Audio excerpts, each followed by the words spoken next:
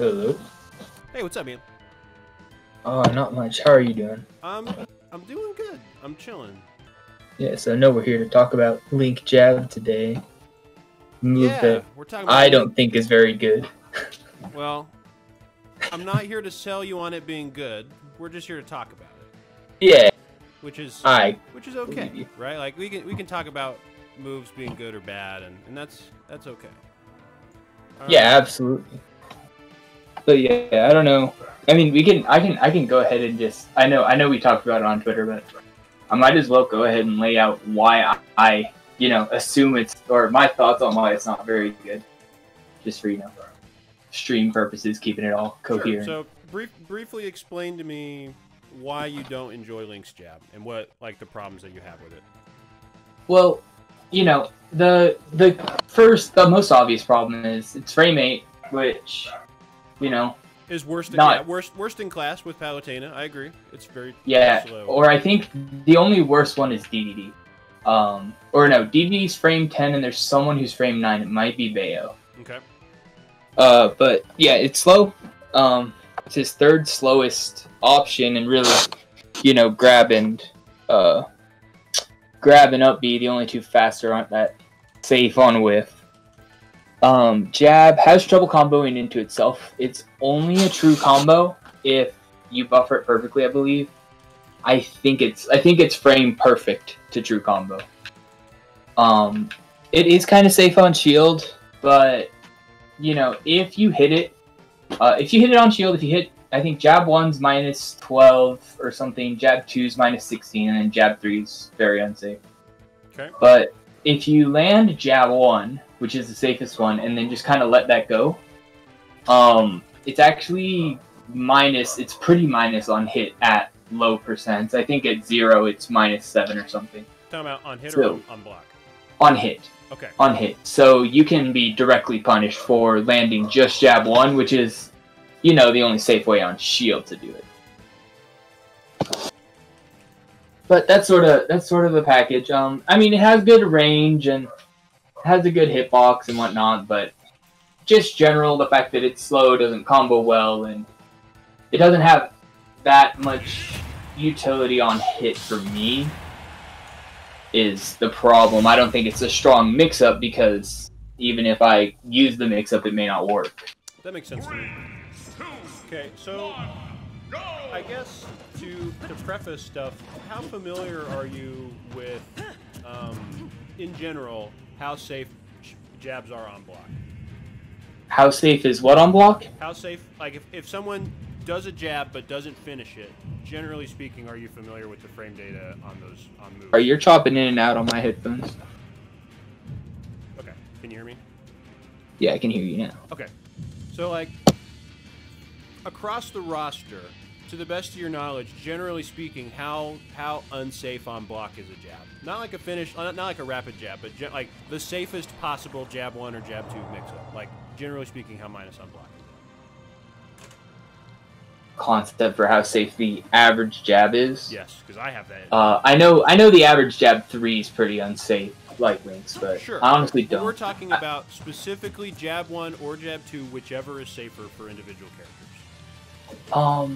I don't know. The only one I'm super familiar with is Young Link's, which is minus 10. Okay. So it has a kind of disjointed jab that until the buffs was also kind of slow. It was frame 6. And I think Toon Link's is similar, around minus 10. Okay, let's take a look at that information. I think those characters might be potentially outliers. Jab 1 minus 10. Yeah, that's safe. Jab 1 also minus 10. Damn. Anyway, okay, so across the cast, me and Darren, we spent some time looking at this information a couple of months ago because we were talking about this idea called jab checking. Are you familiar with the concept of a jab check? I have my idea of what that might be. Okay. Let me demonstrate then, and then we can see how close my definition and your definition cross over. So what I'm gonna run up to you and I'm gonna jab, and what I want you to do is I want you to either guess, am I gonna finish the jab or am I gonna not finish the jab? Yeah. And basically, we're just going to see how many times you can guess that correctly. So I'm just going to run up and jab you, and then you're going to do an option after that.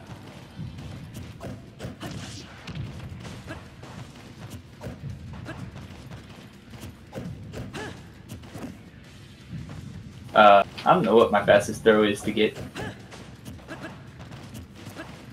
My shield's getting low. Yeah. So essentially, in this game, we're gonna assume that this is all like offline theory crafting, right? Like we're not gonna worry too much about how Wi-Fi makes all of this extra. Yeah, I can't react so to anything on offline, Wi-Fi. Let's say, for someone who's paying attention, generally speaking, for you to be able to identify a move and react to it, it's probably about 20 frames. Probably about 20, like minus 20 is about where moves end on being recognizable and punished on reaction.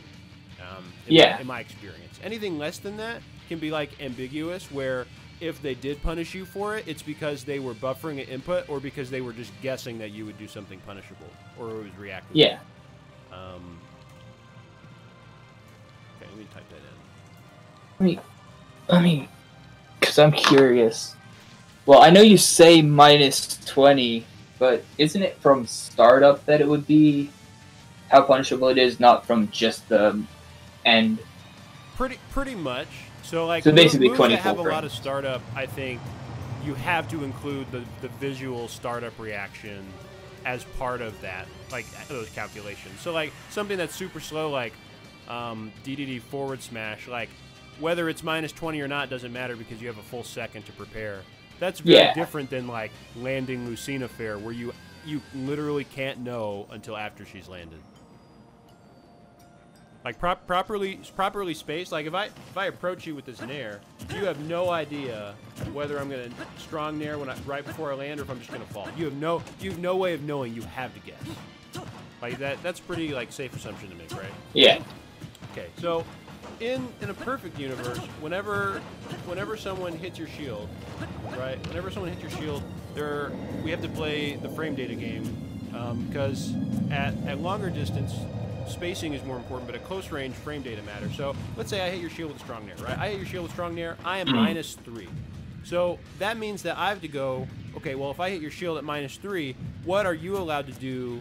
Like, for one, should I be concerned, like, can you do anything for free, like guaranteed no matter what? And the answer is no. There's some ambiguity here. Yeah. And so, like, I can dash back after that jab, or I can dash back after the nair. I can roll after the nair. I can block.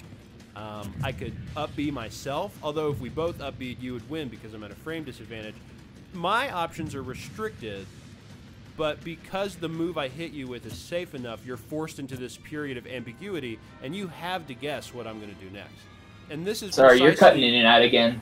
Like, this is precisely why jab checking is so useful, because a lot of times when someone hits your shield, it's very safe and like good to just like continue holding shield. For example, you can't react to the nair, but how common is it for a Lucina to like land on your shield with fair and then do an unsafe up tilt afterwards? Oh yeah, that's pretty common because they assume that I'll press an add a shield button and and like they're wanting you to stuff your response with a quick button, and so like it's very common counterplay as the defender to handle shield pressure by just staying in shield and reacting to what your opponent does, and jab checking specifically exploits this as a behavior. So, for example, if I did nair and then jab, so the jab serves the same function as a tilt. However, the first time that you do it, you can just continue the jab to punish that aggression, or like you can what you do the first time always depends on what your opponent's been doing, and you can just pay attention to them to adjust accordingly. Someone who likes to nair out a shield more often, like finishing the jab will probably be more useful on like a Shoto player who's going to drop their shield after they block, right? Because the jab will stuff that, and eventually, like the purpose is that you're going to force them to stay into shield. And they're like, after you hit my shield, now I'm going to just grab you, right? So now they're going to wait for you to finish the jab, and this is why the jab 1 is so good, minus 12. Across the cast, the average jab safety on block for the safest jab is minus 15. Gotcha. Minus 15. So that's well within that -20 window of ambiguity. So like when I land with that nair, you cannot react to me jabbing.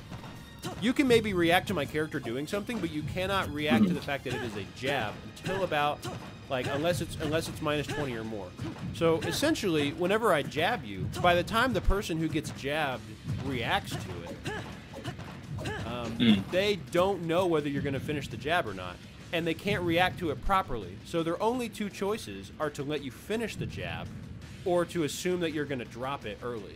And this is what makes it such a potent tool, and also where Link's kind of unique jab comes into play.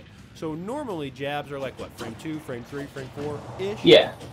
So combining that with the average top-tier safe aerial, which is anywhere from -3 to -5, usually spaced aerial to jab is about like 8 frames, 7 frames, 9 frames. And like Space aerial to jab? Yeah, so like if I land on your shield as Mario with a nair, and then I immediately jab, that's like -2 for nair, and then 3 frame startup for jab. So effectively, like, my opponent has 5 frames to do something. Hey, you cut out in that sentence. What did you say again? Okay, let me start over. So let's say I'm Mario, right? And I approach your shield, and I nair, and then I jab. So between the nair and the jab, there's like 5 frames before a hitbox comes out where you can Yeah. me. And if you can't beat my jab out, I'm going to stuff you. And since there's a 3-frame jump squat, most characters, unless they are like Game & Watch, can't really punish a jab check from Mario. But Link's, on the other hand, like, on paper, it's kind of bad because -2, 8, +8, that's frame 10. A ton of characters have options equal to or greater than that. And that's assuming perfect spacing. You lose if you don't have space grabs. You lose to just about any grab there. Right. Or just about any frame 6 grab. You lose to a lot of good out of shield options. And so, like, this brings me to the core tenet of what I want to talk about today, which is essentially that in Smash, if I am right in front of you, you don't have to travel to hit me at all, right? You can just press a button and you hit me, right? But if I'm over here, you have to waste time getting to me before you can hit me, assuming you don't have a long enough option. This is like the core definition of how spacing works, I think. Does that make sense? Well, no, that's... the longer your tools are, the farther away you can be and still threaten somebody. And like, if we're this distance apart and I'm Mario can't do anything from this far away, like, at all.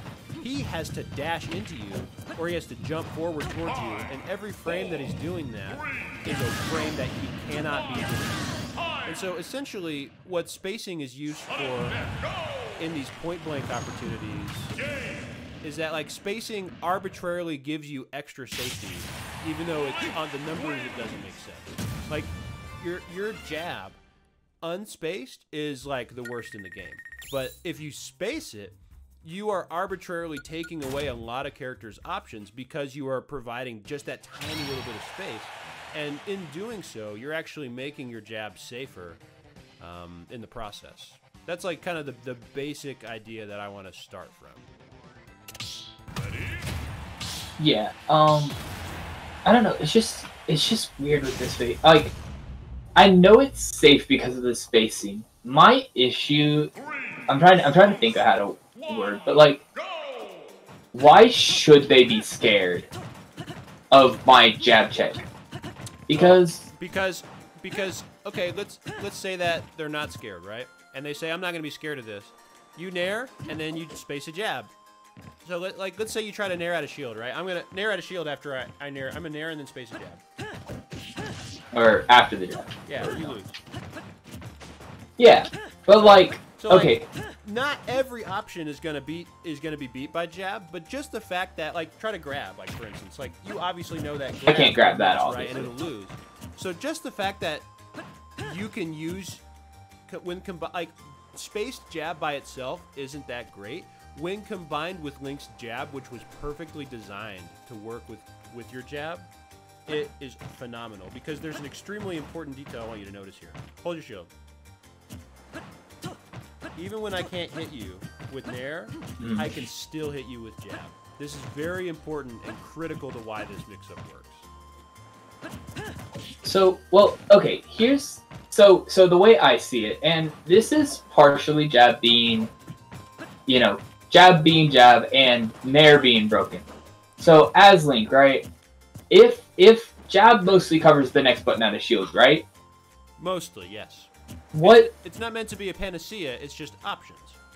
Yeah, but so if I'm trying to cover the next option out of shield, and or react to the next option out of shield, what is the benefit of doing this and then jabbing, over just doing this and then jumping again? And if they press a button, unless it's like Cloud Uppy or something, which hits right here. It's a good question. What's the benefit of doing that over this and then jumping with punish with nair? When you jump again, are you buffering a rising nair or are you empty hopping? I'm empty hopping and not with punish with falling nair and get a grab or whatever. Okay, so this comes down to this is player science, right? This is behavioral, and this comes entirely down to conditioning and how you want to manipulate your opponent psychologically.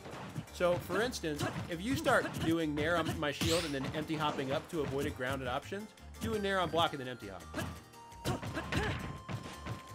Yeah. At some point, I'm going to notice that you prefer that option, and I'm going to start doing a counter option that specifically deals with it in a good way. And like almost every character that is decently high on the tier list is going to have some way of dealing with a second quick empty hop. Now, that's not to say that full hops are bad. It's just a option, and it has counterplay. And this is where jab comes into play. Jab is not a damage tool. It is, first and foremost, a conditioning tool, and as a secondary, on hit, it is a stage control tool. Those are the two primary purposes that jab serve, and it's very important in some matchups because it allows you to condition your opponent away from moves that you know your character struggles to deal with, if that makes sense. Yeah.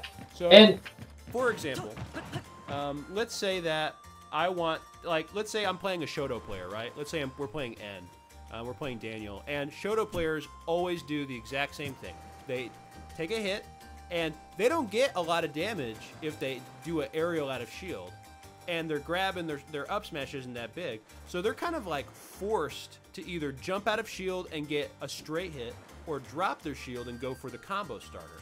And so since they have that 11 frames of shield drop, we can take advantage of this. So at the start of the match, we say, I know that if I hit your shield, you have to drop your shield or parry to punish me. And so maybe the first couple times, N lets you hit a shield. Like maybe the first couple times, he's still figuring you out, and he says, okay, cool, you can hit my shield. And then one time he's like, okay, I'm gonna start parrying now, right? I'm gonna start parrying because on parry your nair isn't safe anymore. I can get a combo started. And this is where these really granular micro spacings come in handy, and Link can actually pressure shields in ways that other characters can't. Because there are very few characters, in fact, I would say almost no characters, who can bait out a parry while still having a safe hitbox out and then also still jab check. And this is the strength, right? So if you're Ken, I can say, I think I'm going to do a really obvious full hop nair, right? I'm going to give you an easy parry opportunity, but I'm going to do it in a way where my nair misses. And then as soon as you drop your shield, because that's what parrying does, is a shield drop, the jab check will win. And this way, I frustrate the other player for looking for the parry. This does two things for me. It makes them less eager to want to parry because they got burned on it. And two, it makes them slow down and pay more attention to what options I'm doing. And when you make a person slow down and think more about visually what you're doing, this is what I call mental frame advantage. Jab is -12. Jab 1 on a player that you have conditioned to not want to drop their shield and be more observant and patient basically gives you plus frames. Sorry, you were cutting out a lot again there. Dang it. It's so annoying. Where do I I'm sorry. It's okay. It's my internet can be spotty sometimes. Where do I need to pick up again? Like where did you get before I cut out? That last sentence, I didn't hear a lot of it. Okay. So to recap, right? Eventually, as a character with a long-lasting nair, a good opponent is going to start parrying you on reaction, and some characters have really strong punishes for this. So in this purpose, we start using jab as a conditioning tool. So essentially, I bait a parry by spacing a nair in such a way that it will stuff your aggression, but doesn't hit your shield, so you can't parry it. And then if you do try to get a parry attempt, jab stuffs it. I hit you, and then here's... Like, it doesn't matter. so much if you react to that jab, because like in this situation, since I'm going into the encounter trying to bait your parry, I'm not going to think about, is my jab going to connect? I just say, this is the behavior I'm conditioning. I'm just going to finish the jab because I'm assuming you're going to drop your shield, because I have baited you sufficiently to make you want to do so. And this kind of helps me get around where Link has to jab. He has to buffer his jab to make it work. It doesn't matter if you have to buffer the jab if you know that you have like sufficiently conditioned them to want to drop their shield, or if you've frustrated them with safe near shield pressure to force them to consider parrying as an option. Well, so you're saying about buffering the jab, right? And how I was talking about how that's not a true combo. Well, it's a true combo if you buffer it. Well, if I buffer the whole thing, here's my one other issue with the jab mix-up. So I'm even if I'm spaced or whatever, right? Say they shield this or whatever, and then I hit them with jab 1. Okay. We have, I have to react to them doing a button out of shield, but we have close to the same time to react to the hit confirm of jab 1, right? Why are you hit confirming it? In this specific situation, where we are baiting a parry and using the range of nair and jab to imply that we're going to hit them but not, you should be committed to the fact that you are baiting that specifically and just go for the jab. So go for the full jab? Yeah, just go for the full jab, because if you've baited it properly, and more importantly, you have watched your opponent specifically start fishing for parry, so give them a parry, except don't. Like say, oh, you're starting to parry my moves. So I'm going to give you this really obvious approaching full hop nair, but space it so I don't actually hit you. And I am so confident in your decision making that I'm just going to start jabbing. Now, is there a risk that they hold shield and punish you on jab 3? Of course. So you're saying I react to the I'm reacting to the parry drop, not to the hit confirm. Well, moreover, you are adjusting your behavior based on what you're seeing. I am what based on what I'm seeing? So your opponent has started to consistently parry your landing nairs. So at least how I would play is I say, hey, they're starting to specifically fish for parry. I'm going to exploit this behavior, because when people start to fish for parry, they stop thinking critically and they start thinking mechanically. They're more concerned about timing than decision making, and you can exploit that. So I bait you with a authentic looking nair that conveniently barely misses your shield. And most players, if they're fishing for that parry, if I say, like for instance, for example, I'm just going to tell you this: parry this nair, parry this nair. It's hard online. Sure, but as soon as your brain turns on I need to parry mode, you're not even thinking about what moves I'm thinking of. You see me jump and you go, I need to figure out the timing for parry this nair. Like you don't have to worry about finishing the jab or not, because you're specifically punishing a very deliberate response.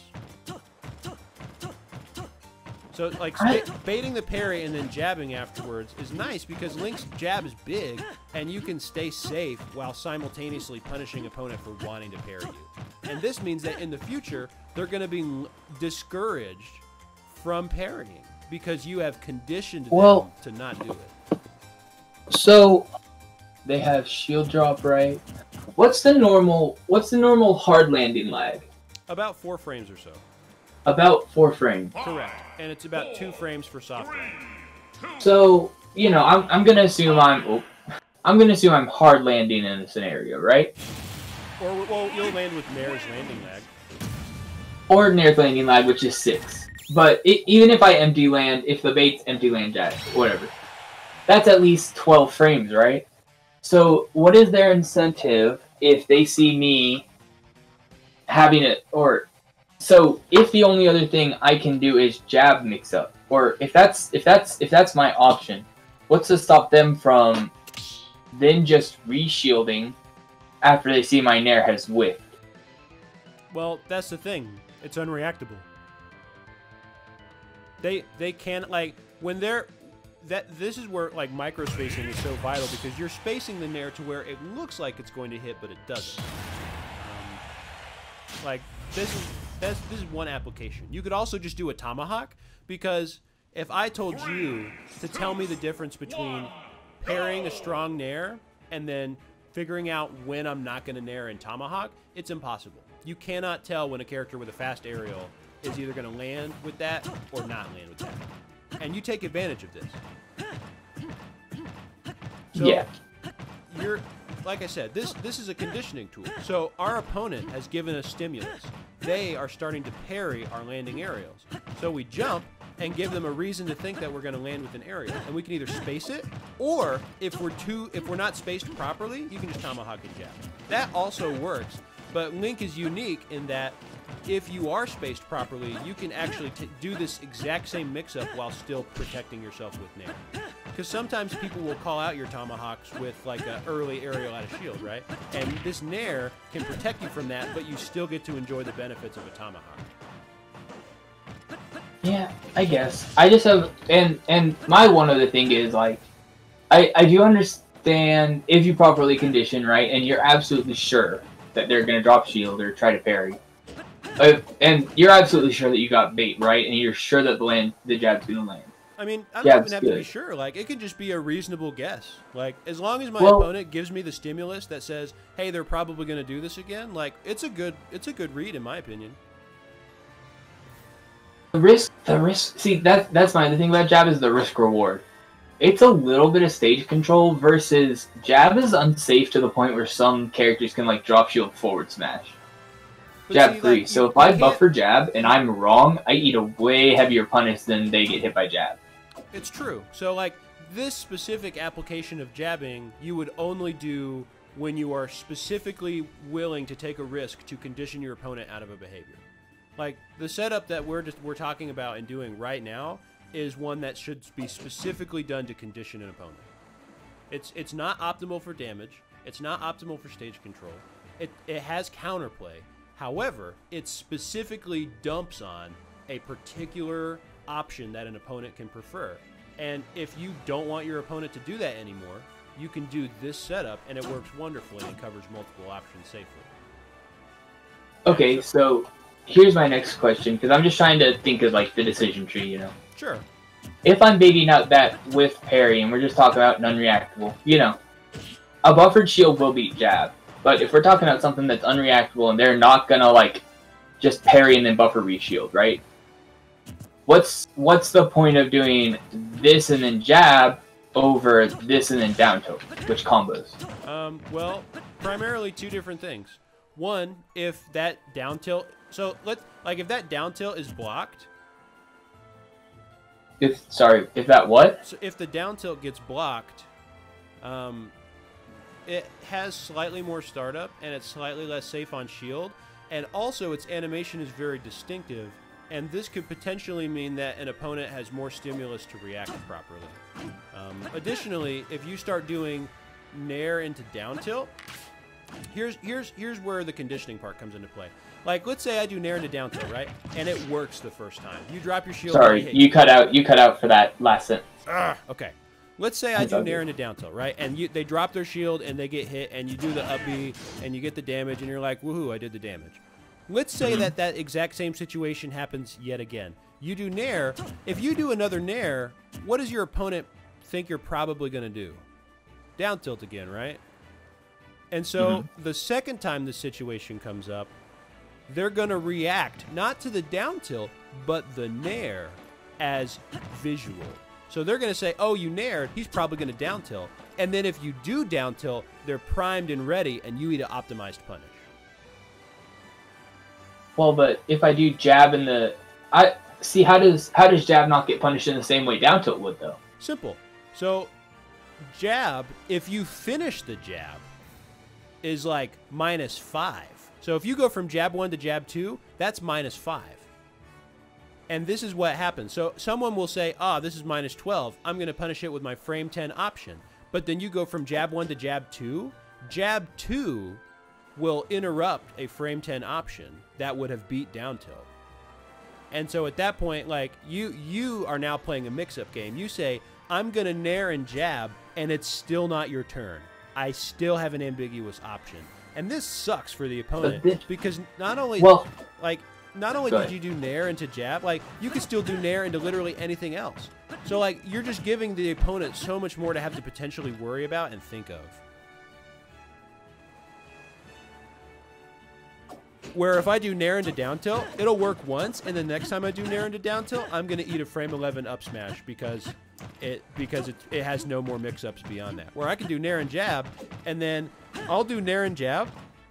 If it works, the next time I'll assume that my opponent will think I'm gonna do the same option. So like, let's say I do nair and then jab punishes your shield drop, right? The next time I nair onto your shield, I'm pretty sure that my opponent is going to go, wait, the last time I dropped my shield, I got stuffed. So this time I'm just going to wait for them to jab and get a strong punish. And this is where you get your money, right? You do the nair, you get the jab one, they go, oh, he's going to jab. I'm going to let him finish the jab, and then I'm going to get my beautiful strong punish on this minus 23 move. But then you don't finish the jab. And since they cannot react to jab 2 and 3 in time, essentially jab 1 goes from minus 12 to your opponent waiting like almost a half second because they have to visually react to you not finishing your jab. And this is what I mean by mental frame advantage. Jab 1 goes from actually being minus 12 to, if your opponent expects jab 3, like plus 15. I can do a jab into a grab, and this is what a jab check does. This is the purpose. I do a nair, I do 3 jabs, and this is a consistent hitbox that will stuff a lot of out-of-shield options. So that the next time that situation comes up, my opponent will feel conditioned to stay in their shield to avoid all 3 hits of the jab. And this means that if I just do jab 1, I'm still protecting my nair initially, but I'm also forcing them to gamble on a 50-50 for a further punish or further pressure. Does that make sense? Yeah, I guess so. It's not guaranteed. I understand that it's not a guaranteed punish. Like, this style of punishment and this style of follow-up, like, it's not optimal. This is... Sorry, you were out for like half a second there. It's not... This kind of setup is not optimal. You specifically do this to get in your opponent's head and make them uncomfortable. And, like, we don't think about that a lot in Smash because there's so much like, oh, it's frame data this, it's frame data that. What are the hitboxes? What can I get guaranteed? This setup is not about guaranteed punishes. This setup is about opening your opponent by making them reluctant to buffer options out of shield.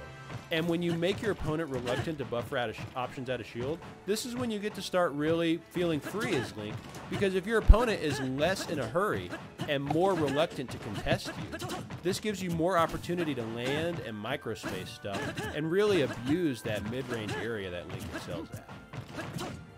This is like, to me, the primary selling point of jab, is that all characters can do the exact same setup I was talking about, but Link is unique because he can space it and simultaneously cover options while doing so. And to me, this is a very strong tool that I enjoy using. It's exploitable, and it lets Link have a lot of power over his opponent, because when you nair, it truly is ambiguous as to what the Link will do. And that's scary. Yeah, I guess it makes more sense. I guess it's just, so you're talking about, I guess my impression first was jab checks is a more common thing, but you're talking about, you know, once you have them conditioned, every once in a while you do this to call out and get them off. Yeah, and essentially once you make somebody no longer confident in their shield pressure, it's just so terrifying because you want, like, I feel like when people are confident and they know exactly what they want to punish, they always immediately out of shield option frame one with no mistakes. But if you can convince somebody that they're genuinely not sure whether going out of shield is a good idea or not, you can force somebody who has objectively strong out of shield options to respect you maybe more than they even should. Mm-hmm. Like, imagine if it was possible to make a Mario or Pika scared enough to get out of shield that they didn't want to immediately contest you all the time. Like, this exact conditioning tool is powerful for that exact reason. Because it takes people's reliance on out-of-shield prowess, and it says, I'm just going to do this, and it's going to completely shut down this one specific style, or it's going to pressure your shield in a way that, like, will force you to respect my moves more. And, like, plus, so let's say that you start getting players, because, like, here's the thing. They stop thinking about it adequately. Let's say that I've conditioned you to expect a jab after the nair, right? Mm-hmm. How long do you think it's going to take for an opponent to react to the fact that I nared and then didn't jab? I'd assume. Wait, from the nair, I guess? Yeah, so let's say I do an obvious nair, and then they block it, and then they assume I'm going to jab. So if they assume that I'm going to jab and they know I'm going to jab, and that it's minus 12, theoretically they could cover all my options by just waiting after the block, right? Mm-hmm. Like I do nair, they block the jab, and then they just punish me for free no matter what. This is your problem with it, right?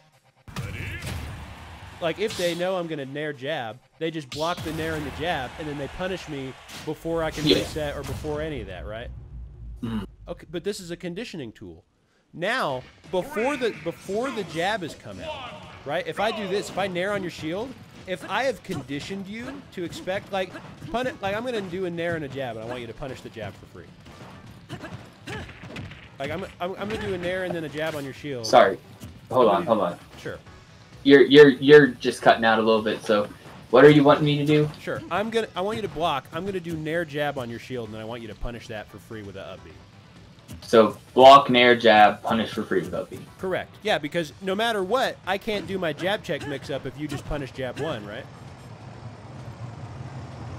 Sorry, repeat that again. Sure.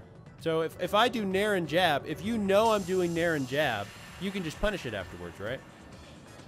If you do full jab, yeah. And in theory, if I anticipated jab 1, I could punish. Jab 1 to jab 2 is frame 5. So I want to say your up B will probably get interrupted, but let's say that, let's say that you've seen me do a lot of nair to jab 1 to nothing, and you are confident that this time I'm going to do nair to jab 1 and you're going to hard punish it. You're not even, like, your opponent doesn't even pay attention anymore. I can nair you a -2 or more move and then grab you for free because I've conditioned my opponent to hold shield to wait to see what I'll do next. Well, wait. Let me see if I can react better to nair and see if that'll punish, because it should still punish. Sure. Sorry, I didn't mean to do that. Oh, sorry. Okay, sorry. Let's try again. Dude, it's so hard. Yeah, because if you're like any worse than... let me buffer it this time. Let me see if I can't buffer the button. Oh, I can't even do that. Because nair is at best what, -1 if it's fresh and everything. It's -1. Grab is frame 6. It's minus for most practical purposes. Yeah, so up B is frame 7, so it should punish that. But you know, not every character's like it. Right. So some characters who have really fast out of shield options. On that jab 1, you can never, like, if they're paying full attention and they have the perfect punish buffered and lined up, it's no problem. Okay, I'm going to do nair jab again. I want you to get your guaranteed up B punish. Oh, sorry. Oh, sorry. I'm going to do nair into jab, and then immediately after the jab, you just up B, and it's for free because 5 + 2 is 7, so it's a guaranteed punish. Yeah. Oh. Hello. Okay. Let me try jabbing after that. Oh wait, no, I can't jab because jab loses. But yeah, like, I can condition that too, right? So like, if you're just up being after the nair, up B after the nair. Like, yeah, that loses to that. You cannot do that safely more than once before me catching on. So instead, we're gonna go to the next counterplay where I know you're not gonna up B my nair because you know it's safe, and instead you're gonna up B the jab after the nair. Like, you're going to up B right after that. I try. It just does the thing sometimes. Oh. I didn't get my shield up in time. I tried to up B the nair again. So, yeah, and that's like, close. offline, it would be no problem, right? Nair and react to jab, and then you up B. So, it's a third mix-up. So, instead of doing nair into block, which beats up B, and then you do nair into jab, which has other options, but loses to a up B after the jab, you can just do nair into grab. And like, this entirely opens your opponent up to a lot more psychological fun, because now you say, I have a way to punish you if you try to punish nair. I have a way to punish you if you wait for jab, and I have a way to punish you if you try to jump out or do something after the jab. Now, Link is different. If you have a frame 7 or faster option, you can interrupt jab 2 no matter what, so this mix-up doesn't necessarily apply to you. But if you're so focused on timing that, I can just ignore this mix-up entirely by grabbing you after Nair. Does that make sense? Yeah. So, like, in the process of you optimally thinking about how you can punish the jab after the Nair, I've conditioned you to focus on the jab, and I'm just going to not jab you next time and grab you. This is the power of how you can manipulate your opponent with jab. And it's why it's such a valuable tool for Link, because now I can just get free grabs. Now I just grab for free until you don't want to grab anymore.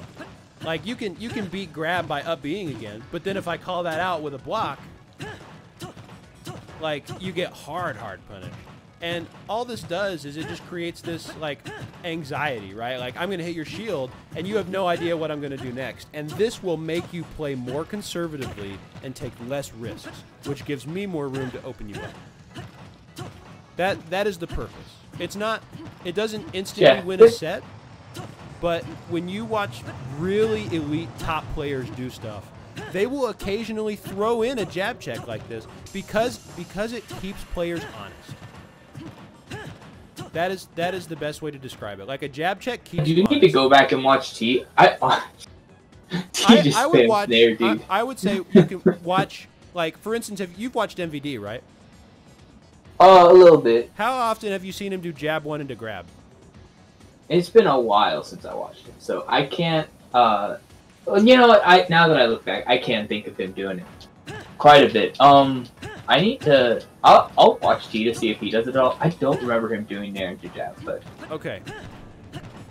So, like, he is the best player in the world. I think that these tools have value in use, and these are how I use these tools, because there are strong analogs to universal jab check mental strategies that Link can apply if he spaces it. Like, his frame 8 jab is only a liability unspaced, and if you do space it, you can still get all these mix-ups. And even unspaced, Nair and jab is still only frame 10, which is perfectly acceptable because that will trade or beat out most shield grabs, which are frame 10 or later.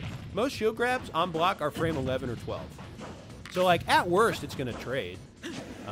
And, like, that's if they grab. If you've conditioned someone to grab you after Nair, you get the easiest spot dodge into whatever of your life. So, like, they can't do that. Like, Link has, like, the purpose of the jab for Link is to keep his opponents honest. Because once they start seeing that you like to do Nair into whatever, they're going to start calling out your slow frame data. They're going to say, hey, I'm going to stuff you by doing this, or I'm going to call out the spot dodge by dropping my shield and punishing. And the jab's purpose is to keep them honest. That is its sole purpose. Because when your opponent is forced to play honest, it means that you get to do more of what you want. And that, in turn, leads to you getting stronger punishes because you can open your opponent up more by making them choose weird options and feel out of their comfort zone. Okay. I do think it makes more sense now. It's the same reason why, like, forward tilt is a great move when you space it, and a garbage move on block if they're point blank. Like, okay, low key, it pushes back enough to shield grab anyway, so it's not that bad on block up close. I understand that, but some characters can consistently punish you for it. No, Dude, did you see the tweet I recently did where Buster down tilt does that? Oh god, it's so goofy. Well, like because sure, he Paladin sticks his can punish hand out it, and but it pushes you away, and then it does tons of shield damage, so it pushes you away twice. It's busted. But, like, anyway, oh really? That's my primary mindset between, like, why Link jab not only is good, but, like, excellent. But you have to play to its strength, right? If you just try to compare it to other jabs, you're going to be disappointed. Except, really, you can't even be disappointed because a lot of jabs are minus 15 or more. Like, minus 15 is the average. Very few characters are more privileged than that. And the fact that Link's is minus 12 is mind-bogglingly good, because when you combine minus 12 with spacing, it means that on block, jab 1 is actually pretty safe. Like, it's pretty safe. And that's objectively speaking before you start talking about this, like, mix-up where we're talking about, like, do they drop shield early and get stuffed? Do they hold shield and wait and you grab them out of that? Like, that whole mix-up stuff, all of that works. I just don't like it in any, I mean, like, I do respect the value now of when you have this guaranteed jab. I just have trouble using it. Well, I suppose Tech Chase, I just got it. That's guaranteed. I just need to not be stupid. But in any situation where I have to hit confirm it, I do not like it because you can just buffer. That's the thing, though. You don't have to hit confirm it. So like, yeah, in this situation you don't. And essentially, jab 2 you should never use because it's not as safe as jab 1. And if you're finishing the jab, it's because you expect to hit somebody. Now, sometimes like so either way, you're gonna get punished if you finish the jab, no matter what. So you might as well finish it because what if they block jab 2 but then get stuffed by jab 3? Now, so like your choices are either do jab 1 and then whatever you want, do nothing and just punish them for waiting for jab 1, or they block jab 1 and you stuff their aggression with. Are you talking about in our particular scenario or other places where you're using jab? Just in general. So like when you land on them, essentially jab checking is a 3-step process. First, you land on them and then finish a jab immediately.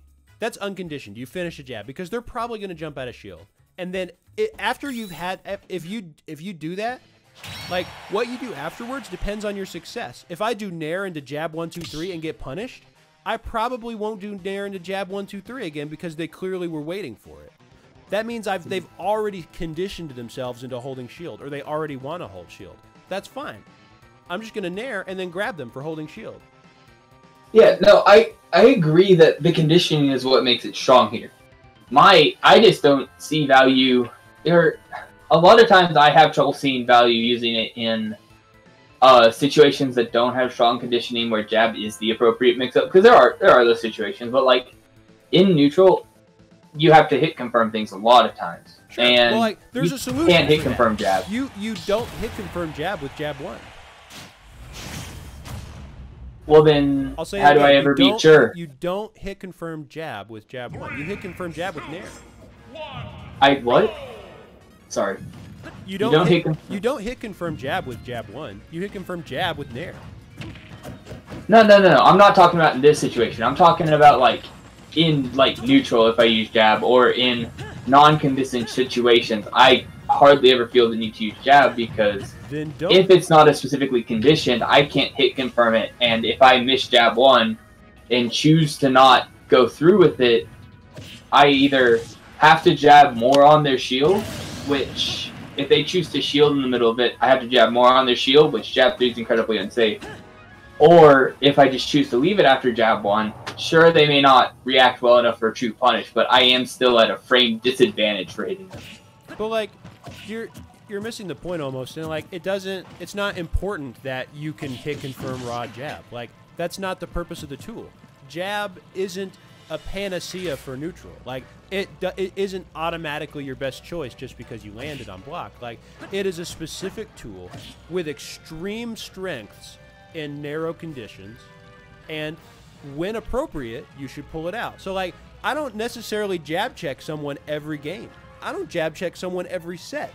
It is something that I specifically do when prompted to by my opponent's behavior. Well, see, if it's not even something that we do every set, I don't know that I necessarily...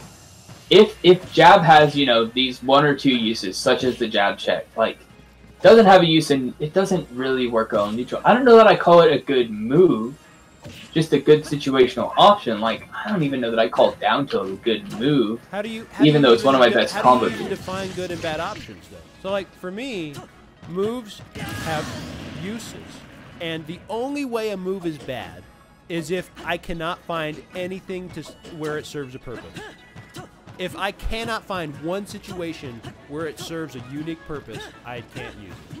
But there are almost 0 moves in the game that effectively act like that. Well, then there's bad like 3 moves don't moves exist. in the game that are effectively that useless, and one of them is Volcano Kick, to give you an idea of what kind of moves I'm thinking of. Volcano Kick? My So brain like just... the strengths of jab are No, subtle. what's Volcano Kick? My brain just stopped. Ganon up tilt. Oh, yeah. That move has no real purpose and is for amusement purposes only. If you connect it, hilarious, but you probably could have gotten something else better. Anyway, so like jab doesn't universally solve the problems of shield pressure. However, it provides a very, very unique pressure that your other moves cannot adequately give you. And in addition, it gives your opponent one more thing to think about that frees you from doing other stuff. And crucially, like here's the most important part, Nair into spot dodge will beat grab, Nair into block will beat fast options, Nair into jab can condition your opponent away from everything else. Yeah, so, well, okay, so I just want to talk about how I see bad moves, because I'm talking about, like, there's, like, good, average, and bad of every move, right? So, I'm not just talking about useless only bad moves are useless moves. Like, if I'm talking about, like, you know, probably more than half the cast has better jab when I think about it that way. Because the issue is, I have this one situational use, and maybe a couple times where it's better to just confirm into that, or it's slightly better than trying to do, like, Nair to up B, you know. You know, there are very situational uses, but if we talk about it, there are a lot of characters with, you know, much more varied use for jab. You know, if I want to use jab, you know, once every few games, and that's the best, or once every game or two, and that's the best use it has, like, you know, I think F-tilt's a good F-tilt, and, you know, it's pretty situational. I think down tilt's an okay down tilt at best, and I use it for one purpose, but I use it for a consistent purpose every game. So, like, you know, the thing about your other tools is that your jab actually enables them to be successful. So, like, down tilt and forward tilt are objectively subpar moves in a vacuum. Objectively. What makes Wait, them, you said which in? Down tilt and forward tilt are objectively mediocre moves when compared to a lot of other people. But they have very unique strengths. The unique strength in this case is, in forward tilt, it's the obscene disjoint. And in down tilt, it's the disjoint plus the fact that it can be comboed for strong damage and relative safety on block. So, like, what jab does is it makes your opponent afraid to want to encroach on your space. And this means that after you started conditioning your opponent with Nair jab, it frees you to do other stuff like Nair into walk back forward tilt, Nair into walk back down tilt, Nair into space to down tilt. Like, all these other things that use your valuable mid-range disjoint are empowered by the space that jab controls. And the, like, jab slows your opponent down, and when your opponent is slowed down, the spacing that your sword provides matters more. For instance, like, Roy is pretty fucking fast, right? Like, it's pretty difficult to space out Roy constantly. Like, he will break your zone like nobody's business. However, if you can convince him to feel reluctant to invade your space on block, then, like, now you can start doing these little walk back microspace forward tilts or walk back microspace forward smash, and those you get really tremendous and huge reward for Link. And so, like, since that's the space that he wants to control, aka just outside of where his opponent can control, jab enables all of that by forcing your opponent to play slower, play out of shield more, and not want to approach after on block. Like, because a lot of characters, they'll block an attack and then they'll approach with a Nair out of shield, or they'll, you know what I'm saying? Like, they'll take space. And this kind of punish can deal with that. Because unspaced jab will get stuffed by an aerial, but a spaced Nair into jab will beat most stubbies on their aerial approach. Like, I guarantee you, if I space this Nair in front of Mario and then jabbed, that jab would beat his Nair. It might even beat the back air if I space it right. Although I don't know if I would want to contest back air that much.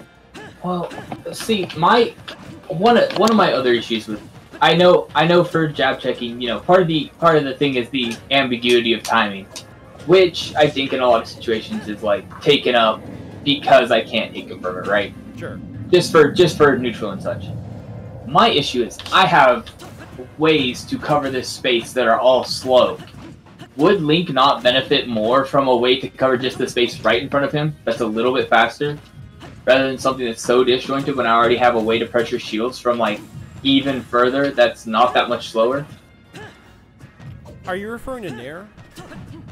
And I already have ways to condition them to shield because, like, you don't want to make a wrong guess and eat a forward tilt. You don't want to make a wrong guess and eat a Nair combo or a forward air. So I'm already conditioning them into heavily shielding. why not have a quick move for when I need scrappy situations rather than just another spacing tool, which I have 12 million of. I get that, and like, so like Link's Nair is super safe, and his double jump baits are extremely effective because you can bait with a tomahawk double jump and you get your weak Nair into whatever. Like, that is absolutely something he still gets. And so like, you shouldn't think of jab as something that has to necessarily replace any of that. It's just more. It's just extra. It's just more options that you have in your toolbox that can be effective. And like, a lot of times at low percent, jab can be really good because, for instance, at low percent, like, jab only does 10%, sure, but compared to up B, right? Like, compared to up B, jab will oftentimes force a tech, almost always, and it forces a tech, and you jab, you cover tech in with another jab. If they tech in place, you take the stage control, and if they roll away, you take the stage control. So like, with jab, you trade the Nair to up B's damage for extra stage control, and it lets you immediately control center stage. And like, you as a player, if you don't value that and you just want the 70% because you know you can outplay them in neutral, then go for it. Like, there's nothing stopping you from doing optimal punishes and never straying from that. However, like, as I've gotten better as a player, really good players who I have to respect a lot, like, I value my space and I value stage control a lot more. And so those are some situations where, and like, as my confidence in my punish game has gotten better, I worry less about like immediately doing damage right away, because I know that as soon as I get them to 20 or 30%, it's party time anyway for combos. Like, I'm not in a hurry, essentially. Well, so we're talking. Good. Like, sorry. in that role, jab serves a really great purpose for me. Like, it says if you tech in place or roll in, I'm immediately getting another punish for free, which will outstrip the damage I would have got from up B. And no matter what, if you roll away, I get 10% and the whole stage to myself, even if you have me cornered. Well, actually, so the difference with with Link, because his jab is so slow, grab confirms at any percent jab does. In fact, it confirms way earlier because you don't have to worry about spot dodge. And I understand that. So like, you have to say, would I rather I send my opponent up with down throw up tilt, or would you rather take the stage and corner your opponent? And that's matchup dependent. Well, so like, but no, Link's forward throw corners the opponent, guaranteed. I get that, but it also does 6 damage. That's free. And they can DI it up, and it's never a tech chase situation, where jab always is at low percent, pretty much. Floaties can DI up also, but I mean, yeah, but see, Link's tech, if at low percent, if I'm jabbing you and you're teching away, I'm definitely not punishing that. And grab sends you off stage positionally. Also, down throw, it gives you grounded positioning, because if you do, well, down throw Nair, you either are forced to jump or you eat down tilt up B. Generally you're forced to jump or you eat down throw up B, unless you're like, you know, one of the character with a stupid defensive option. Well, like, if forward throw extends forever, what is it? Down throw up tilt. If I do that, you're forced to pick between several options, which I can cover with. I can cover double jump away. I can shield to cover an aggressive option. Just sort of depends on the character. So the fact that Nair to grab is so powerful and has so many like different options I can do almost entirely invalidates Nair to jab. And in the cases where I just want raw damage, you know, Nair to up. I get that. And so like, to me, like, jab on hit is almost a secondary benefit. Like, I'm not going to try to argue that jab is always optimal after a low percent hit. Like, I'm not going to argue that. It makes no sense. Like, he has tons and tons of sauce and different ways to manipulate opponents. And sometimes, like, I might say, hey, I'm feeling good about a tech chase. My opponent DIs down a lot. Like, I'm going to force a tech with jab. Or my opponent struggles to land. I'm going to send them up. Like, it's good to have options. That's how I feel about it. It's good to have options. And jab, like, again, the primary purpose of the jab is not to hit them. It's to condition them. So if you get the jab, you take your 10% and your stage control, whatever. The whole point of jabbing them is to manipulate their behavior out of block, which is the most vulnerable point for somebody. You are taking Link's -2 ambiguity, and you are turning it into future credit that you get to claim. for behavior. By manipulating your opponent with jab early in the set or early in the game, you are setting your opponent up for being exploited by a harder punish later in the game when it matters. And like you can condition that with Nair. You can condition that with tomahawks and back airs and dash backs. Like, these are all just tools in the toolbox, you know? Like, you don't have to feel like jab should be this one-size-fits-all option. However, I think that Link's jab is good, and those are the reasons why it's good. Like, when you space it, it effectively becomes indiscernible from regular jab checks, and in fact has uses that outstrip regular jab checks because you can space it.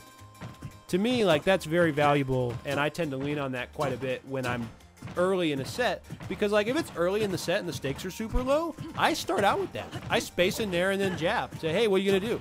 And I pay attention. I say, hey, how do you handle this? How do you deal with this? Like, well, but then it's so much information for me to collect.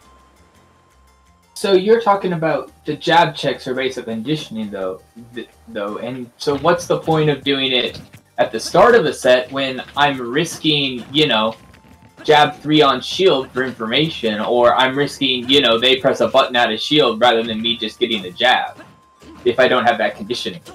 Well, or I jab 1 and hit, and now I'm negative on hit, and I'm close as Link, who doesn't have good frame data.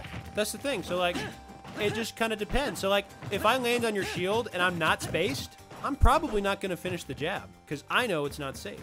But if I space the shit out of it, I don't care. You probably can't punish me that hard. I'm going to collect... What, jab 3? I'm just going to see what you're going to do.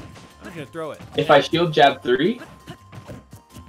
Like, Mario's probably hard punishing me, but I'm saying if we don't have the condition, right, you don't know that they're going to shield and you jab 1, now I am at a... And now Link is at a -7 advantage, or -7 frames, against characters that largely have better frame data than him. So they're... Now suddenly I'm at this range... at a frame disadvantage against characters who probably will do better in this situation.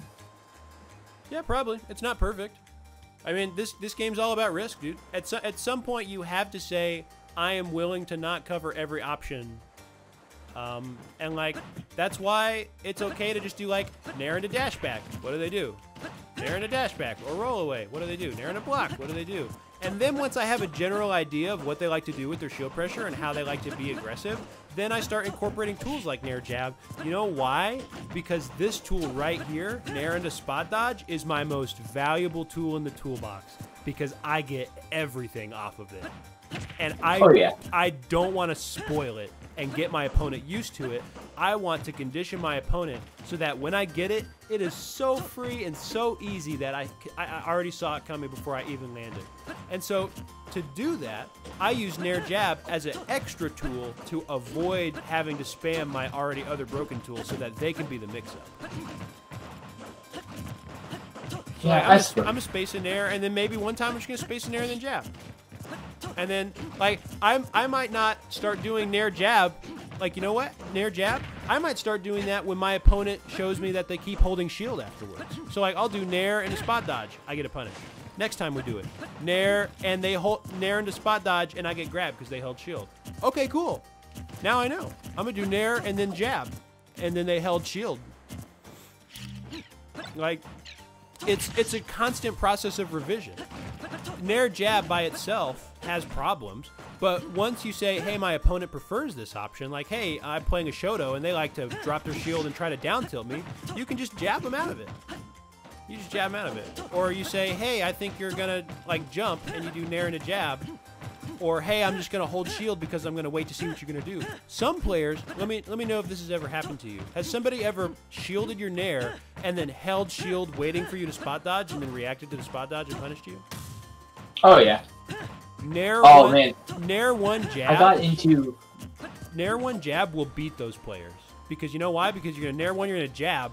They're looking for the spot dodge, so they're not paying full attention and they're still blocking. So now, since they're caught off guard, they're gonna wait for you to finish the jab, and that gives you mental frame advantage to grab them out of it. Like, this is a situation that has happened to me against multiple players in an extremely consistent and repeatable situation. It happens.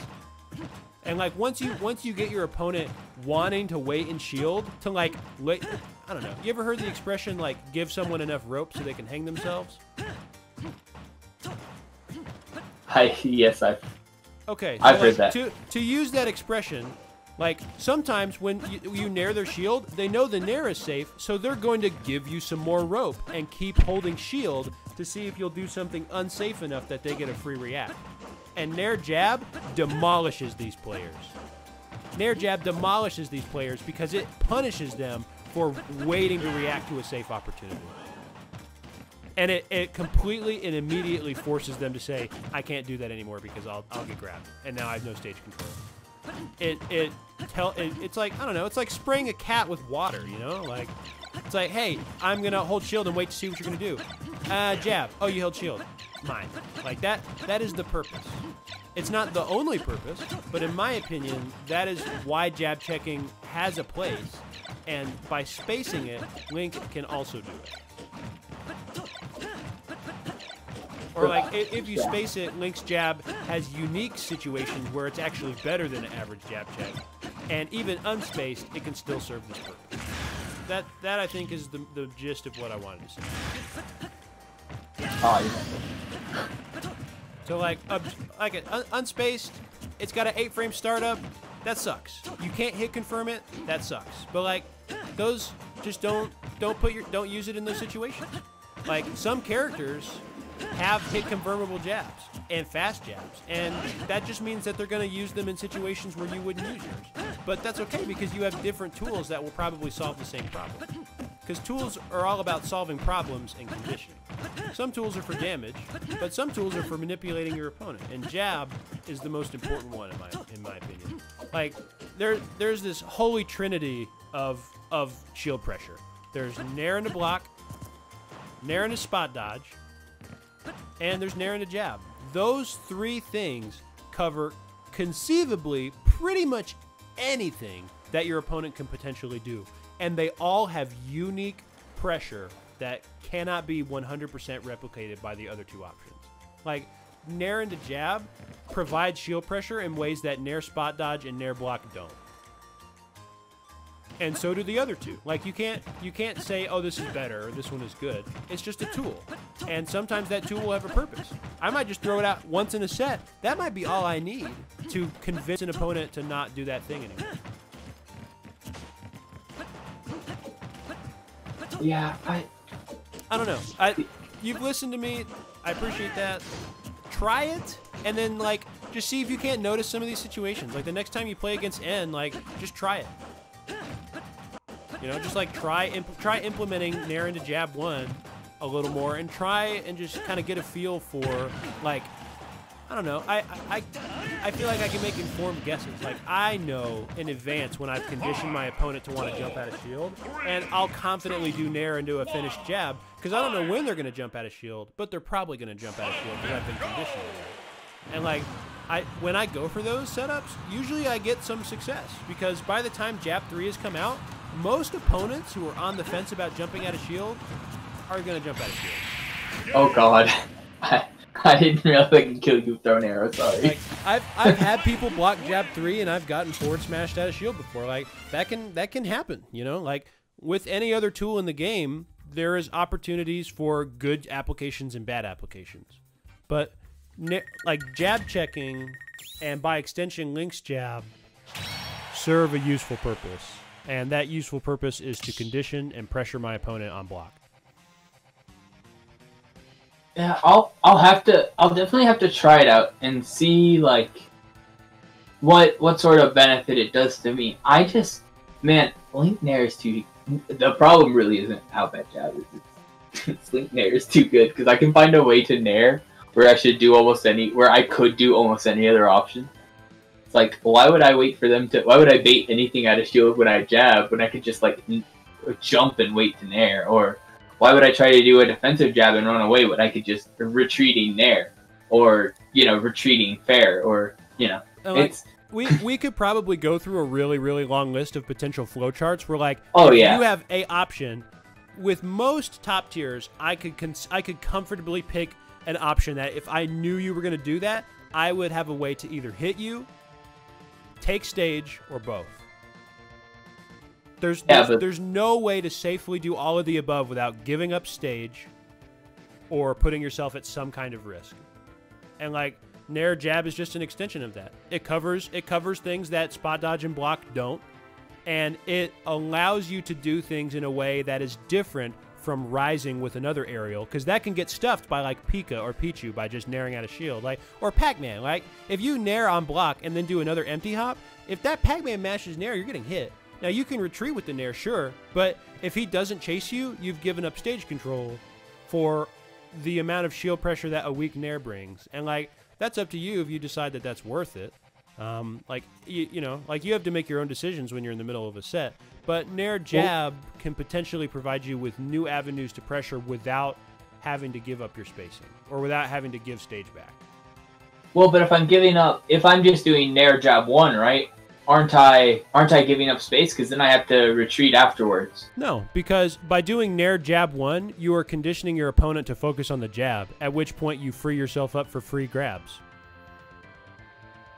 Like, the primary purpose of jab checking is to enable free grabs by either people who wait for you to finish the jab or people who wait for you to jab in the first place. Haven't you ever wished that, like, for instance, sometimes, I've talked to MVD about this, sometimes he goes, I don't care about doing damage, I just want to win neutral. And then after I win neutral, I'll figure out how I'm going to do damage and kill you. And so he's just like, it doesn't matter if I only do 6 damage, I just want to win neutral. And so if I can guarantee that if I nair on block, I can get you to hold shield and I just grab you for free, why wouldn't I? That is the strength of jab checks.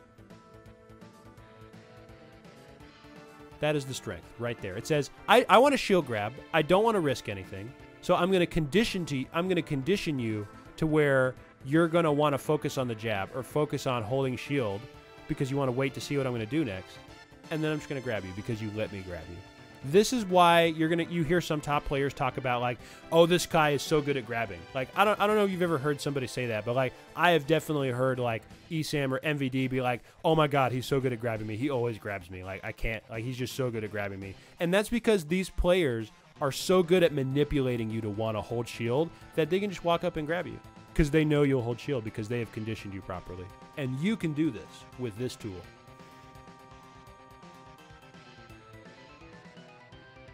I guess so, yeah. I'll definitely have to test it. It's just something that I have a hard time wrapping my head around because, like, Godwin's other options are so good. I understand that. Like, you have to understand that, like, when you do Nair Jab mix-ups, generally speaking, optimal punishes are taking a backseat to conditioning. Sometimes it's okay to not kill them. Like, it's okay. Like, you don't have to be in a hurry.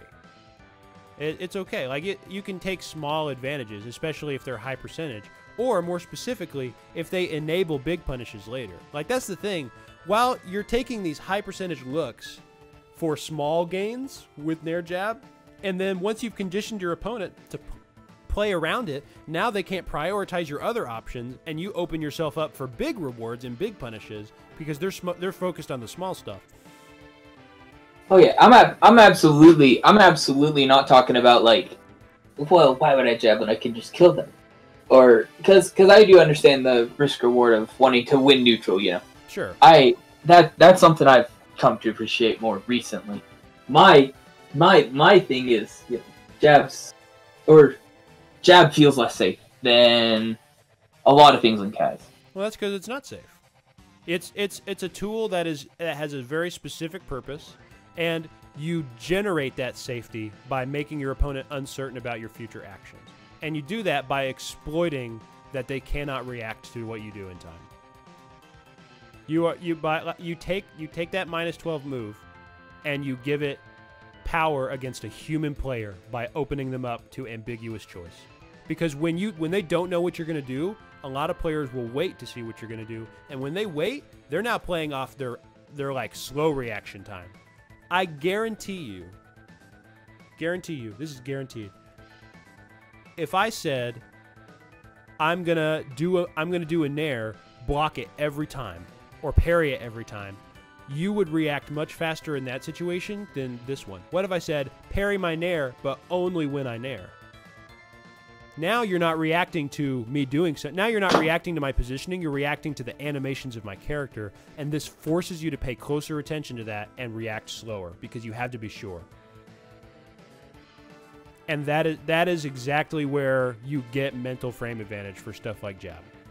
Because by forcing your opponent to pay attention to what options you're doing, instead of just knowing what you're going to do, you force them to slow down, and that's what gives you the freedom to just do whatever you want. Okay, now here's a question I was just thinking of as you talk about. Okay, because one of my concerns with jab is, what if I get it wrong? Now,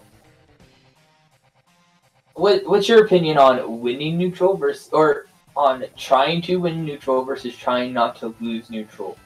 Because that's the thing. Other things make sure I don't lose neutral. Maybe jab has in the right situation has a higher probability of making me win neutral, but also has a higher probability of making me lose neutral. Whereas nair has a lower probability of making me win neutral, some other options have a lower probability of making me lose neutral and instead just continuing neutral. Here's my thought process on that. If I have to choose between guessing what your options are and you guessing what my options are, I'm always going to prefer the one where I'm in control. I will always be able to manipulate you better if I am the one in control of the mix-ups, because I'm the one who gets to directly affect the outcome. See, I don't know. Well, if you're trying to win neutral, or you're the one who's trying to force the win on neutral, and that's why you say you're in control, right? Sure. Even if I'm not losing neutral, Link has a lot of ways to stay in control, right? So you were talking about, because I'm gonna circle back to how good nair is. So that's always a discussion. With you should abuse it, but the fact that it's so broken means that it's spammable, and when you spam an option, it means that at some point you don't have to know that the nair's coming to know that the nair's coming, and people's reaction time will improve. Here's the thing about nair. It's so good that even if you spam it, sometimes it's not predictable, if that makes sense. Well, so I was talking about too. Don't forget I'm a Shulk player. I'm very familiar with the concept of I'm going to nair a whole bunch and there's nothing that you can do about it. And nair has its own set of nasty mix-ups, aka I nair twice and then jump again, and you are now conditioned into thinking I'm going to do a third nair, but I don't. I tomahawk and grab you. I'm very familiar with the way that nair can condition. I just think that jab can also it's just an extra tool in your toolbox. You can also condition with jab. Yeah. Well, I was talking about the nair onto shield into jump, right? Sure. And you're talking about the issue. Well, what if they predict that you're going to jump again, right? Sure. And that's an issue with that. That's an issue with just spamming that. But so if I get to that point, I can still spam nair in that position. Unless it's a character with a good out of shield option. You kind of can, but you kind of can't. If you do rising nairs, then now your nair won't protect you on the way down, and you can get whiff punished. And if you wait to nair, you can get stuffed, unless you fully retreat. But if you fully retreat, you can just take the space and not confront you on the way back. Well, for most, so say I'm fighting Lucina, right? Most characters, if they're trying to air, kind of have something like Lucina air, where they're just trying to get to the peak of your jump and then hit you, right? Yes. Link nair is as fast as or faster than a lot of those options. So I can nair your shield, and then I nair at before the peak of the jump or at the peak of the jump. That covers that. And then I fastfall nair, and that's still safe on most shields, especially space. By the time you short hop and get to the peak, it's already been 10 or 15 frames, and I guarantee tons of characters can stuff you out of that. Well, if I do it before the peak of my jump, because that's what I'm saying now is you're not protecting yourself on the way down. What? Well, if you nair early, it's either going to hit their shield with bad vertical spacing, or they're going to be able to get out of the way or stuff you. Well, yeah, but it's see, I wouldn't necessarily do it against someone like Greninja that wants to dash back with punch with dash attack, right?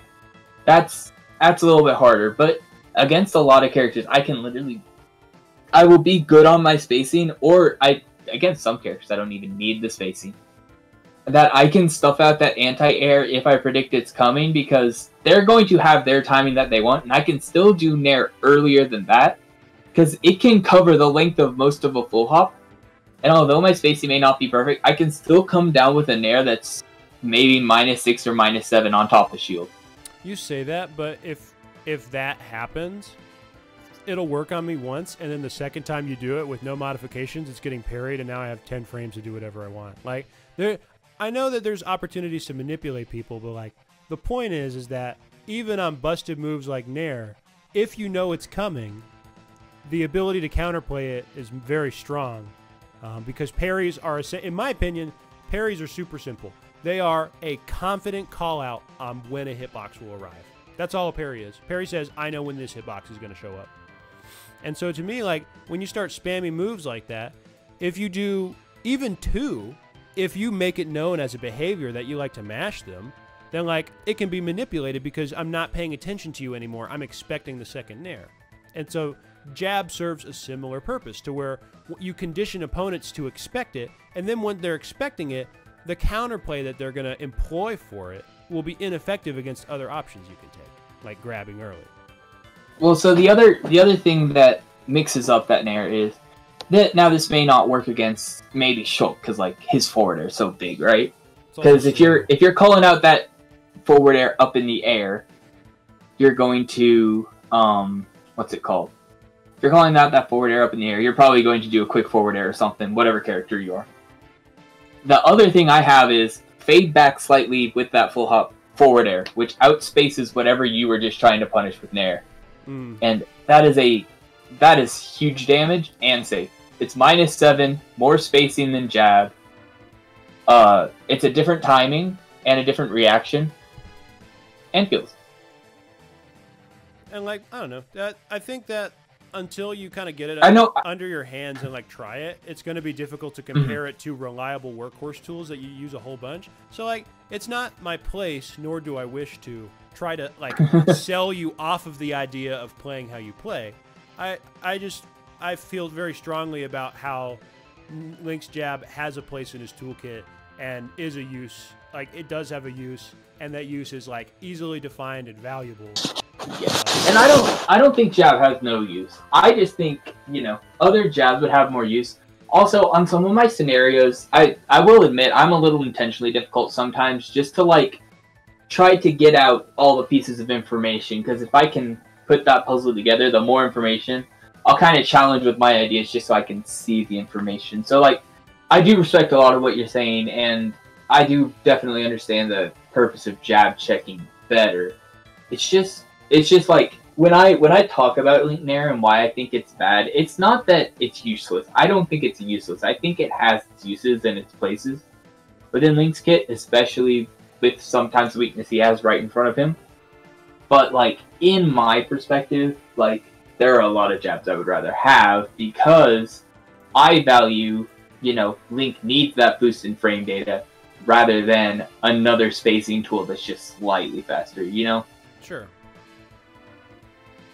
And like that seems like a reasonable opinion. Like, for most characters, unless you have like a busted jab that your gameplay revolves around, like Inkling, most jabs on the surface level are going to appear relatively like not as effective. But consider the following, like with jab at low percent, it forces a tech in a situation where like you may not have had the opportunity to connect an air because you did a jab check, and like you immediately collect information. It says, hey, I'm a force attack. I'm not even going to do anything. I'm just going to take stage and see what you do. And then if you roll in, I'm going to take more.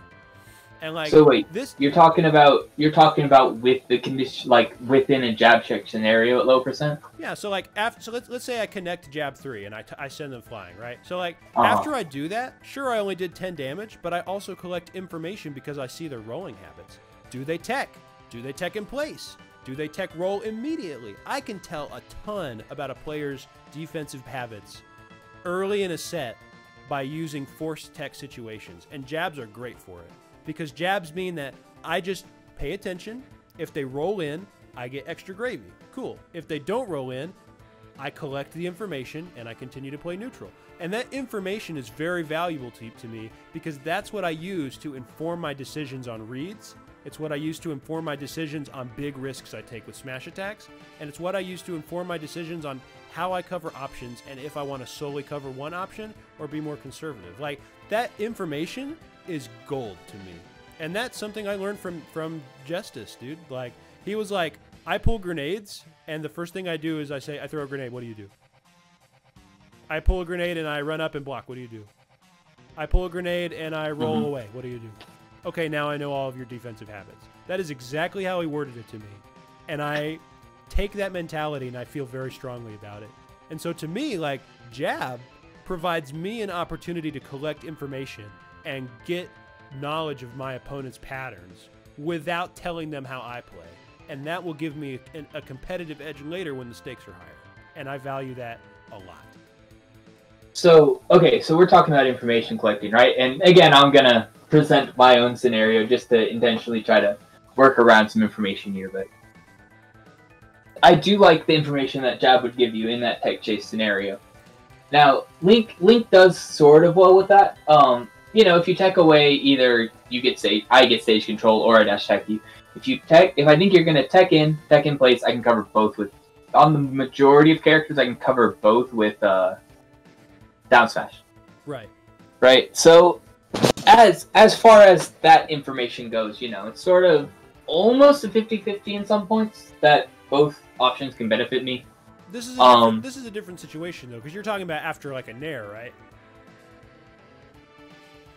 Like to what's putting them in the tech chase situation is like a low percent nair or something? Well, if I'm in any situation I don't know how much the information's useful if they, or whatever Jab information, I'm saying the Jab for the tech roll, the way they tech roll information is useful, but I'm saying that the information helps me on what's already essentially 50-50, right?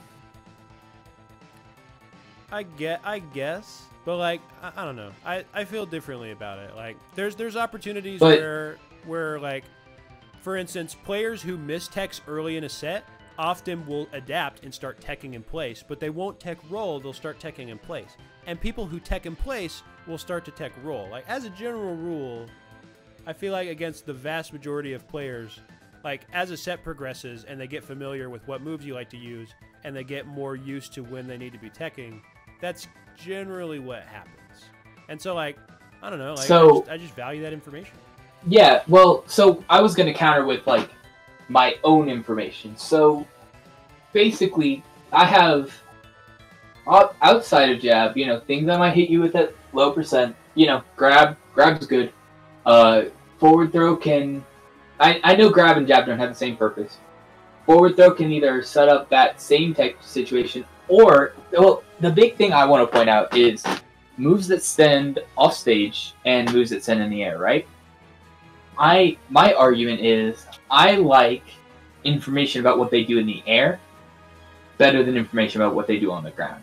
And like, so, if you're a player that prefers that, I can see stuff like forward throw and grab, down throw, up air. Like, I can see those things being super useful because I also enjoy collecting information about what my opponent does in the air. So, like, I just think, like, you bring up a valid point. What information you want kind of depends on the player and their play style and what you like to pay attention to. Yeah, I think that's the thing. So if you're talking about Jab giving information, it gives grounded information, which for Link as a character, I think is less valuable. Because, you know, grounded for text, you either get the jab block or don't, or you cover with a couple of, like, almost 50-50s, because down smash covers 3, or, you know, dash attack covers the other option, or arrow covers everything. So I don't know, tech, like, a lot of grounded stuff as far as, like, defensive options go when you've already been hit doesn't matter as much. However, if I can get a down throw up air and I see whether they're going to double jump, or if I get them in the corner rather than forcing attack, or if I send them in a direction I want rather than, you know, if I get information on a jump, I will kill them with forward air, guaranteed. It's not even funny. They will die at 70. Or even if I send them off stage and I get information about what they do off stage rather than setting up like a tech scenario, which jab, I might use that to send them off stage because I want to know how do you recover, because I will kill you at 30 later. Things like that. So it's more like, so like say I'm facing the stage, if I can get a forward tilt or up B, those are more likely to send them off stage than jab is, right? it's not, obviously I'm not using up B neutral, but say I'm like confirming into up B, I might rather do that than jab, or I might rather grab from there, because it gives me information about either off stage or what they do in the air. Because even if I like up B them, right, they're probably not going to land on the ground. So they're either going to go to ledge or they're going to jump back to stage. Those are much more valuable pieces of information to me and what I think Link does than what they're going to do in a tech chase. I mean, that makes sense to me. I feel like a common situation for me is at low percent, I'll do nair into jab at center stage. And the way it forces a tech, it prevents roll away from being an effective option. And like, I really enjoy being able to corner someone like that, because a lot of players will pay attention and they'll roll in because they don't want to be cornered. And like, rolling in makes jab tech chasing true, and I get an extra follow-up, which is great. That's a lot of damage. Like, it beats out all my other options for DPS at that point once I get a second advantage state. So wait, how is jab? They're like cornered, and that maybe can give me a bigger reward than just tossing them right off stage. Wait, so how is jab stopping roll in as opposed to other options? So if I jab 3, no matter what, if they tech roll in, I am guaranteed to be able to walk up and continue my advantage state due to how the frame data works out. If you wait, I'm sorry, I'm confused. I jab 1, 2, 3. You tech roll in before that player is allowed to do anything. I am able to get on top of you and either jab you again or. So you're saying jab 1 on top of where they are and then react to the tech roll in or in place. And then like if you do that from center stage, they can't tech away because they're teching towards the ledge. Like you've cornered them, and so you can just say I'm going to cover tech roll in. And if I haven't covered tech roll in, now you're cornered, and I have all the space that I can possibly want. I sometimes will prefer that to doing like a forward throw where they just go off stage and then go to ledge. See, I like ledge trapping, so I'll just send people off stage. I mean, I like ledge trapping too. Sometimes like it can just be behavioral. Like I will play with people who sometimes tech roll in a lot to try to get behind me. And I will exploit that behavior with jab to punish them for like enjoying jab rolling in. That's something that I have done, specifically looked for as an option to punish and gotten success of. Like, so I'll be like, hey, this person likes to tech roll in behind me to keep stage control. So I'll do a jab 3 off of a punish and say, they're gonna roll in, and then they roll in, and I get whatever I want. Like I got a huge reward because I used jab combined with player information to exceed the reward I would have gotten otherwise off of an optimal punish. Those things don't come up every game. You're not going to use that all the time. But, I don't know. I find myself using jab a lot. It serves a lot of purposes for me. There's a lot to like about it. Yeah. No, and again, I'm just pushing information. So, you know. No, I think you're super informed on it, and like you have a really good mix of your own method of gathering information compared to your optimal punishes, because your optimal punishes are great. Like you have tons of frame traps, and you know all the different ways that your tools go together to rack damage. Like all those things are super valuable. And like jab, if you consider it from the perspective of optimal punishes and traps and stuff, like it doesn't make a lot of sense to consider it because the damage output is relatively low. Oh yeah. It's a player dependent tool, and really like how much you get out of jab depends a lot on the player. But hopefully I've identified a lot of ways to make jab work for you instead of it just being like, I could have used a different, better option. Like there's some players will feel that way because the things that jab offers they don't care about or need or are paying attention to. And if you don't value that information or you just are a novice enough of a player that you're not paying attention to it, like jab will seem useless to you and you're just going to want to focus on combos. And even then, damage is never bad. So, like, at some point, like, there is, you know, a limit to how useful it can be, and that's okay. I think moves are allowed to have limitations and not always be the best choice. That's what makes the game exciting to watch.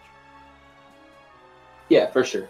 And I can agree on your sentiment that part of it's a player thing, because everyone collects data differently, and maybe jab data is more valuable to someone else who prefers the ground rather than me just, you know, I like to control the air, I like to If you're on the ground, I'm just trying to get you in shield. I'm not trying to do anything but send you off stage. Whatever gets you off stage, I'm not trying to play on the ground. It sounds to me that like the jab checking from a blocking perspective and exploiting people who hold shield is what would be most relevant to you. For me, like, hit confirming jab makes a lot more sense against fast fallers, and it makes a lot more sense against people who DI straight down in tech to avoid tech chase punishes. Because some people will DI straight down in tech early, taking advantage of my end lag so that I can't punish them, and it's those people that jab is super useful on, because I know that I can guarantee a tech chase, and I value that, even if it's not always a guaranteed punish. Like, it puts my opponent in a restricted option, and that gives me control, and control is good. I value control a lot the more I play. I didn't used to value it. I used to value sit combos and killing it 60 with this optimal landing space, unspaced, whatever. Like, I don't know. The more I play, the less I care about that, and the more I go for op times just doing nothing or watching, or, you know, just like taking it slow. Like, hey, I'm just going to do this and see what you do. Like, those things have a lot of value to me now as a player with experience who's seen a lot of the situations. No, I can completely understand that. I know I am a little bit of a flowcharted player, so it's definitely good to at least have the information on options to consider. I'll try to test it more just to see, you know, what works for me, and I may find it does, I may find it doesn't. And that's okay. Like, I think what the most likely case will be is that you'll try it a bunch, and you'll find 15 situations where you'd rather nair, and 2 where you're like, hey, the jab like did stuff, like, cool. And that's okay. Like, characters are allowed to have moves that only do stuff in 1 out of 15 or 1 out of 10 situations. Like, that's okay, because what's more important is that if you need it, you have it. Because sometimes you'll play a player who, out of the gate, so, like, consider the following. What if you play a player who's super good and has good default defense, but has terrible adaptation, but the solution to their default defense is a jab mix-up? Like, consider how many people locally that you play where jab checking could potentially be a great boon to you because it beats the way that they traditionally like to think about stuff, and since they're so confused by it and have poor adaptation, you could win a set off of just knowing how to do it because a player doesn't know how to deal with it.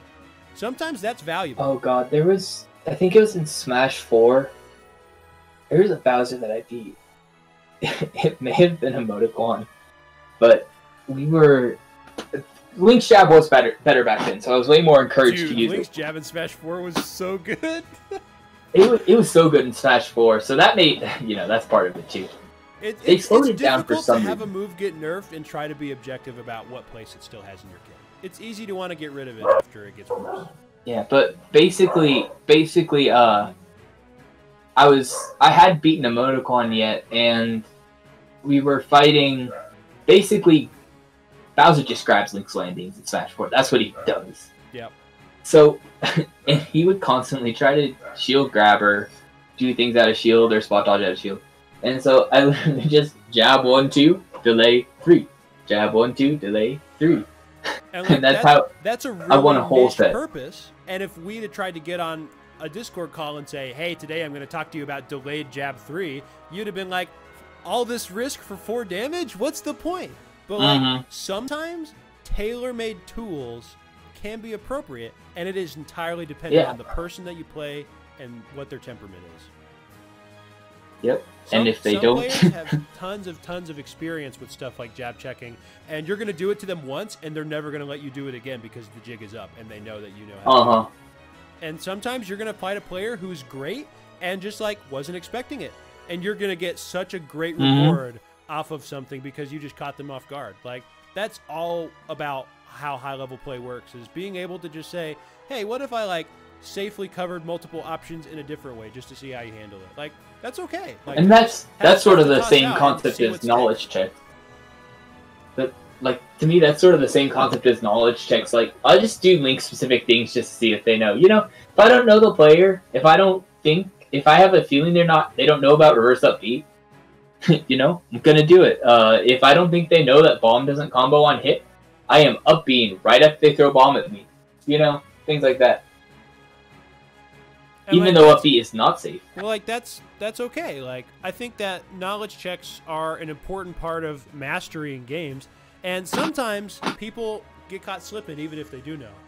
And in those situations, it's important to have objectively strong setups with limited counterplay with consistent reward. And I think that Nair into Jab and its follow-ups meet that criteria. Like, it's a high percentage play that does good things for you with a relatively low chance of failure and a relatively low punishment for failure.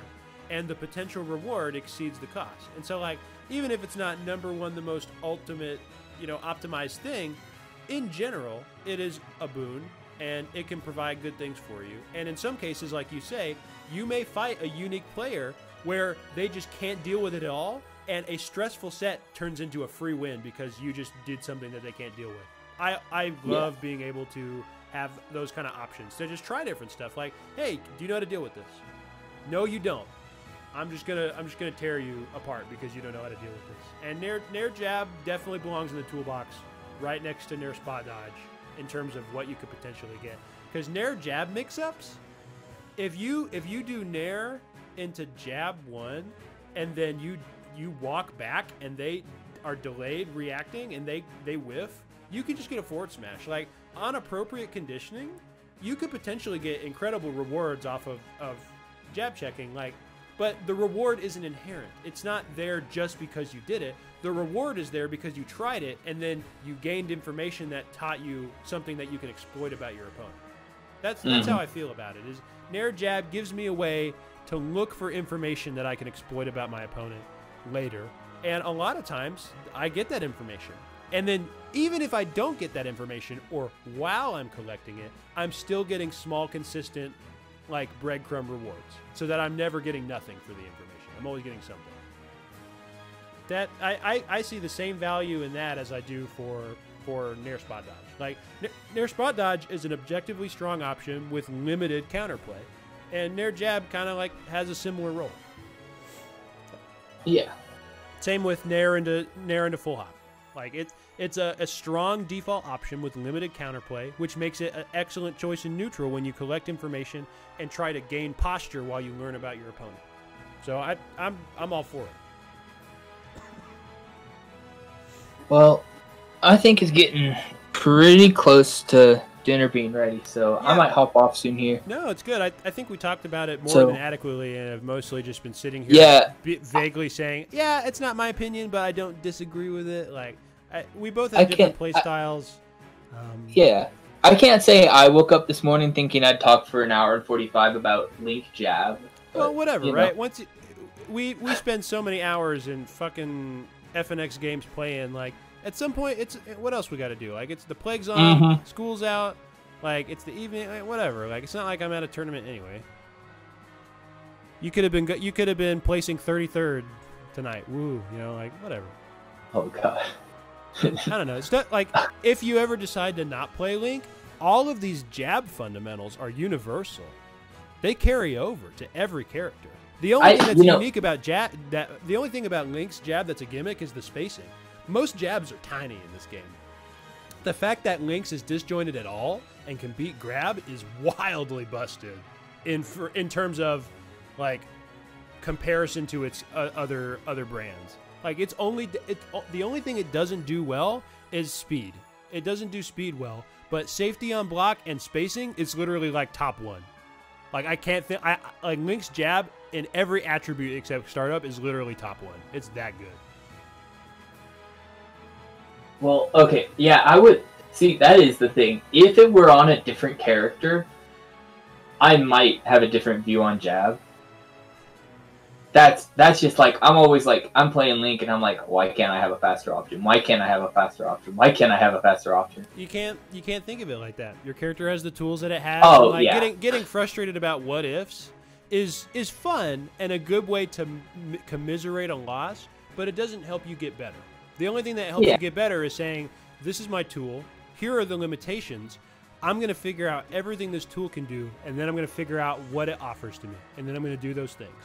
And so, Link can't do Nair to Jab and have it come out in frame 7 and beat grabs. Like, that sucks. Like, he can't do that. But it can do everything else that a Jab can do, except that, and that's enough, I think.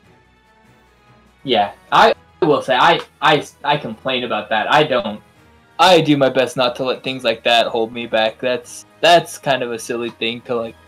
Well, this character sucks just because he doesn't have the same options. Because I still think Link's a very good character. Well, his Nair is disjointed and it's -2, so like really, the secret to frame data on slow characters is that if somebody whiffs a move, you now get arbitrary imaginary plus frames on whatever move you want to do because they're committed to doing something. And that to me is how Link gets his frame data. Link has very unique mid-range disjoints and spacing that enable him to make his moves plus on hit through whiff punishing. This is like the core aspect of how a sortie works, essentially. Is that, and how slow characters, now heavies, work, is that they generate positive frame data by whiff punishing. And like Link's Nair and Link's jab are perfectly suited to that definition. And if you think about Nair's jab, the jab is filling that purpose, it makes so much more sense why the developers gave it to him. Or like at least it makes sense on having a plan on what to do with it, I guess. Anyway, it's almost 7:30. Yeah. I appreciate you coming in here and talking to me for 2 hours, JAMA. I think we had a productive conversation. And oh yeah, it was fun. Thanks for having me on. I'm glad that a couple of people came in and talked about it. And like, I don't know, I feel like there's space for it. And after you try it, I'm sure you'll feel the same, that there will be more room in your heart for jab than there was. Yeah, I'll definitely be experimenting with jab. I'll let you know if I find good use for it. And if you don't, you can just say, this move sucks, fuck off. And I'll be like, okay, I was wrong. Yeah, it'll be good learning experience. Well, you can see if T uses it too. Like, it may be one of those things where, like, it's 1 out of 15 or 1 out of 20 against an aware opponent. And then, like, just every once in a while, you're going to find somebody who gets bodied by it.